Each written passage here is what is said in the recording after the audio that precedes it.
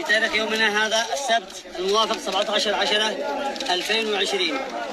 كان القرار من قبل المحكمة والحكم بالآتي: أولا، إدانة المتهمين عبد الله حسين السباعي ووليد العامري ومحمد الحميدي ودليل القربة ومنيف المغلس، إدانتهم في التهمة المنسوبة إليهم في البند أولا في قرار الاتهام، وذلك الأسباب المشار إليه في الحيثيات.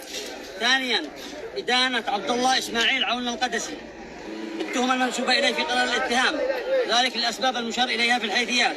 ثالثا، معاقبة جميع المتهمين من الأول حتى الخامس، وهم عبد الله حسين السباعي، وليد العامري، محمد الحميدي، دليل القربة، منيف المغلس، إدانة معاقبتهم بالإعدام قصاصا، وذلك رميا بالرصاص حتى الموت لقتلهم عمدا وعدوانا المجني عليه عبد الله قائد عبد الله الأغبري وفقا للمشار إليه في الحيثيات.